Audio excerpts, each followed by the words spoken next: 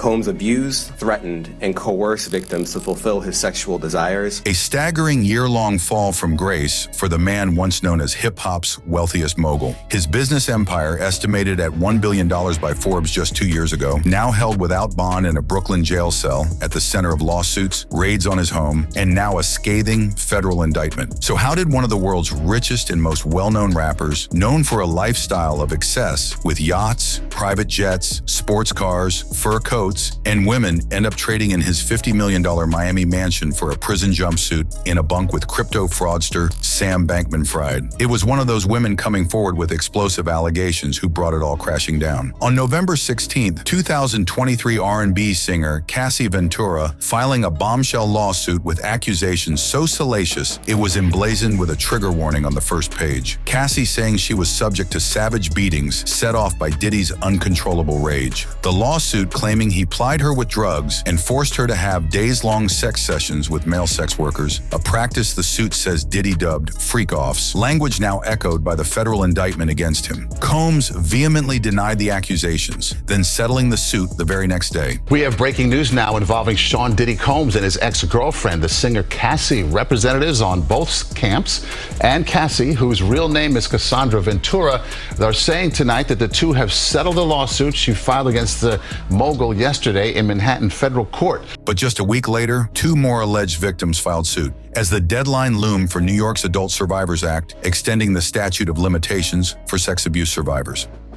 November 23rd, Joy Dickerson Neal claiming Combs drugged and raped her when she was a student at Syracuse University. The next day, Jane Doe, later named as Liza Gardner, claiming Combs and R&B singer Aaron Hall plied her with drinks and forced her to have sex when she was just 16 years old. Combs and his lawyers labeling the suits as nothing more than a money grab, saying the women were simply out for a payday. Nonetheless, cracks began showing in Combs' entertainment, liquor, and fashion empire. Days after the third suit drops, Diddy steps down as chair of his cable network, a direct result of the allegations. Dozens of companies began distancing themselves from the mogul. The dominoes keep falling. Another lawsuit, another Jane Doe, alleging when she was 17. Combs and 2 others gave her drugs and alcohol, then took turns raping her. The day the suit is filed, Combs posting a statement on Instagram broadly denying all of the mounting allegations, saying he did not do any of the awful things being alleged and vowing to fight to clear his name. A month later, a male accuser, music producer Rodney Jones, comes forward claiming Combs groped and sexually harassed him and alleging Combs forced Jones to have sex with prostitutes. Diddy's attorneys calling the accusations replete with blatant falsehoods. His resolve is the same. He believes he's innocent. I believe he's innocent. And we're going to fight this case with all of our might until we don't have to fight any longer. But it was on March 25th when an incredible scene played out simultaneously coast to coast at Combs, LA, and Miami homes. Homeland Security agents in tactical gear and armored vehicles raid Diddy's mansions in what officials describe as a sex trafficking investigation.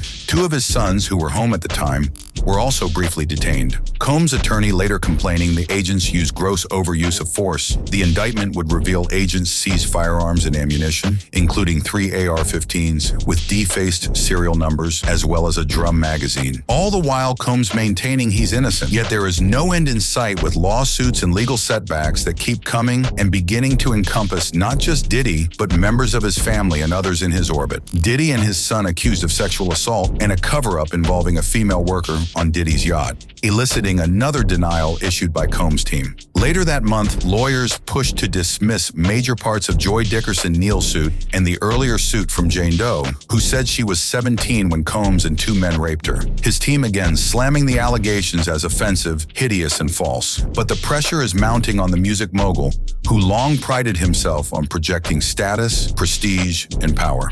Now losing control of the plot, and on May 17th, CNN airing the now infamous surveillance video of Diddy in a towel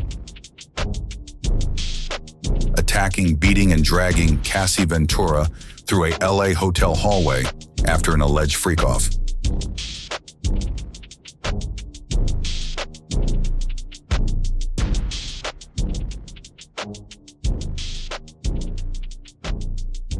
The 2016 incident was detailed in Ventura's lawsuit, which accused Combs of paying off hotel security to cover it up. That video now central in the federal case against him. Days later, Combs issuing his first and only public apology. I was fucked up. I hit rock bottom. but I make no excuses. My behavior on that video is inexcusable. I take full responsibility for my actions in that video. But the train was now fully off the tracks. Honors rescinded, business relationships crumbling, and federal charges only a matter of time. Indeed, much more was yet to come. More lawsuits, including from girl group Danity Kane, member Don Richard alleging psychological and physical abuse, and still more denials from Combs' team. In early September, even as he continues to fight his accusers in civil court, asking a judge to throw out the sex assault suit by producer Rodney Jones, Diddy travels to Manhattan in anticipation of a federal indictment. The weekend before his arrest, an exclusive picture was obtained of Diddy with his attorney and son in Central Park. The next day, Diddy is out again, smiling and posing for fans while out with his family. The cheery air ends abruptly with Combs' arrest the following night inside his Manhattan hotel. Surveillance footage shows the moment he's approached by Homeland Security agents at the Park Hyatt hotel agents, placing the one-time billionaire in handcuffs and leading him out the front door. His legal team furious. Why doesn't the government want him to turn himself in? Because then they can't ask for detention. So they go and they arrest him. They arrest a guy who came to New York to turn himself in. Combs was denied bail twice in the coming days, the judge deeming him a danger to the community and a danger to obstruct justice and intimidate witnesses, and ordering him held until trial, which is held from May 5th, 2025. The explosive first paragraph of the federal indictment lays out the government's case in dramatic detail, alleging that, quote, for decades, Combs abused, threatened, and coerced women and others around him to fulfill his sexual desires, protect his reputation, and conceal his conduct by relying on a criminal enterprise he created which engaged in sex trafficking, forced labor, kidnapping, arson, bribery, and obstruction of justice. He faces charges of racketeering, sex trafficking by force, fraud or coercion, and transportation to engage in prostitution. And even as Combs sits in a jail cell, yet another lawsuit, this time from a woman named Thalia Graves, who says Diddy, along with his head of security, raped her and recorded it in 2001 when she was just 25. The internal pain after being sexually assaulted has been incredibly deep and hard to put into words. Combs and his representatives have not responded to Graves' suit. He remains in lockup in Brooklyn, and it is no secret the feds are focused on the alleged co-conspirators referenced in the indictment who allegedly kept his criminal enterprise going. But not just this one while in jail. On Monday, October 14th, attorney Tony Buzbee filed 6 lawsuits against the 54-year-old rapper, accusing him of rape, drugging, and sexual assault. Buzbee, who represents over 120 alleged victims of Combs, including minors, filed the suits in New York's Southern District. Now the feds are holding him tight, and it looks like this game is just getting started. Thank you for watching. If you enjoyed watching the video, please like the video and subscribe to our channel.